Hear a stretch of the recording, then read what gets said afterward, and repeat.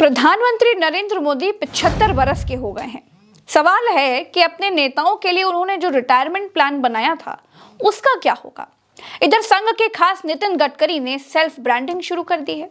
नितिन गडकरी अपने नाम का डंका बजा रहे हैं, बता रहे हैं कि उनके जैसा काम किसी ने नहीं किया। दुबई तक के लोग उनका लोहा मानते हैं। आपको पता है दुबई के राजा, दुबई के प्रिंस हिंदुस्तान में आए थे। मैं, मोदी जी, हम सब मंत्री 3-4 एक टेबल पर बैठे थे हैदराबाद हाउस में। तो दुबई के प्रिंस ने मोदी जी को कहा कि हमारे लिए एक एहसान कर दो। बोले आपको क्या चाहिए?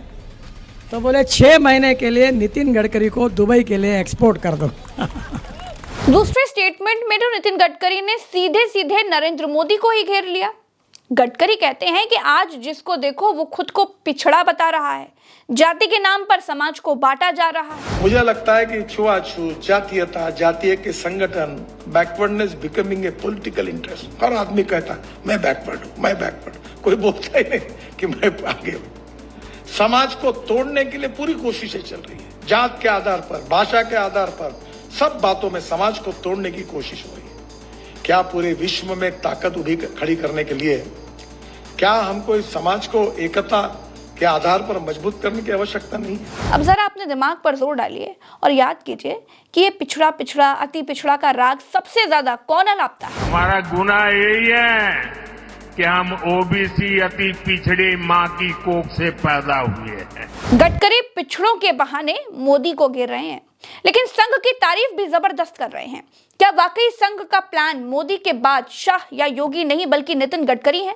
ये सवाल इसलिए है दोस्तों क्योंकि पिछले 1 साल से मोदी सरकार में अगर कोई एक मंत्री खुलकर हर मुद्दे पर बोल रहा है तो वो नितिन गडकरी ही है।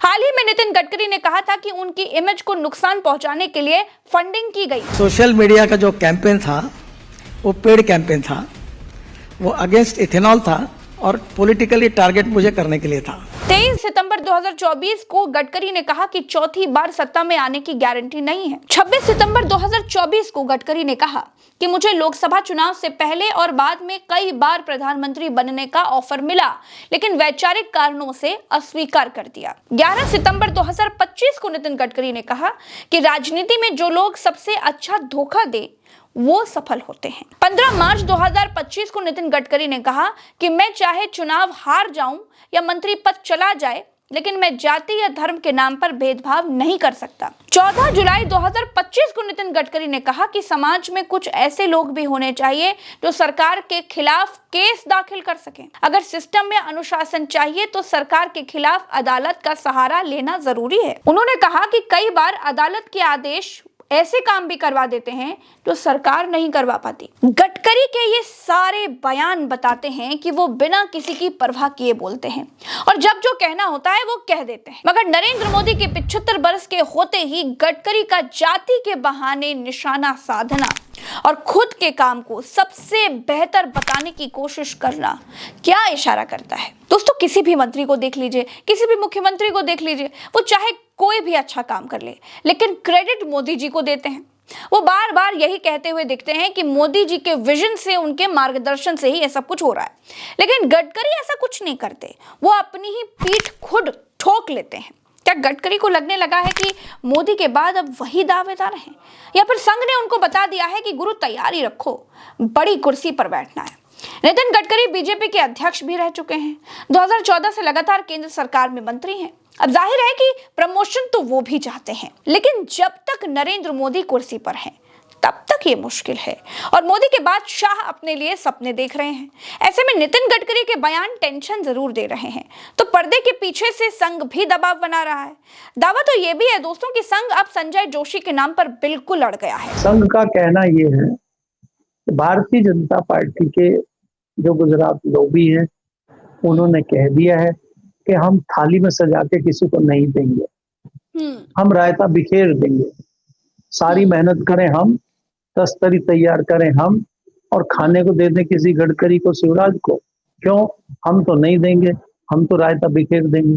तो ये रायता ना बिखरे और ये तस्तरी जो है किसी को मिल जाए, तो इसके लिए ऑपरेशन करने के लिए संजय जोशी को लगाया जा रहा है। अब संजय जोशी क्या करेंगे ऑपरेशन सफल कर लेंगे या कहीं उनका मिस फायर हो जाएगा, क्या होगा वो तो ये सब तो बाद समय की बात है। बताएगा। लेकिन संजय जोशी जो है वो डॉक्टर हैं हार्ट के, और वो बहुत अच्छा ऑपरेशन कर सकते हैं, पहले भी कर चुके हैं, वो अनुभव रखते हैं। आपको याद होना चाहिए कि अडवाणी जी का भी इस्तीफा उन्होंने लिया था और उन्होंने उस सारे मामले को संभाला था। तो और इनको, इनकी कार्यशैली को, इनको सबसे अच्छा कोई अगर समझता है तो वो संजय जोशी हैं। तो इसलिए संजय जोशी को ऑपरेशन थिएटर की जिम्मेदारी दी गई है और ऑपरेशन उनको करना है। तो अगर अब संजय वो जोशी राष्ट्रीय अध्यक्ष होते हैं तो उनका सबसे पहला टारगेट कौन होगा? मोटा भाई, छोटा भाई? नहीं नहीं, देखिए इतना अंदर की बात अभी से कह देना या इस तरह की बात सोच लेना तो बेमानी है और इसका कोई मतलब नहीं है प्रज्ञा जी। लेकिन आप समझ सकते हैं कि वो अगर कुर्सी पर बैठते हैं तो वही बहुत बड़ा अचीवमेंट है, और वो अचीवमेंट होने का मतलब ही इनकी निश्चित हार है।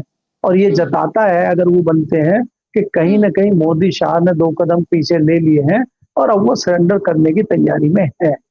अगर वो कुर्सी पर बैठ गए तो इसका मतलब ये है कि इनकी हार स्वीकार इन्होंने कर ली है, और अब ये उनकी दया पे जितने दिन रह सकते हैं उस तरह की परिस्थितियां बनेंगी।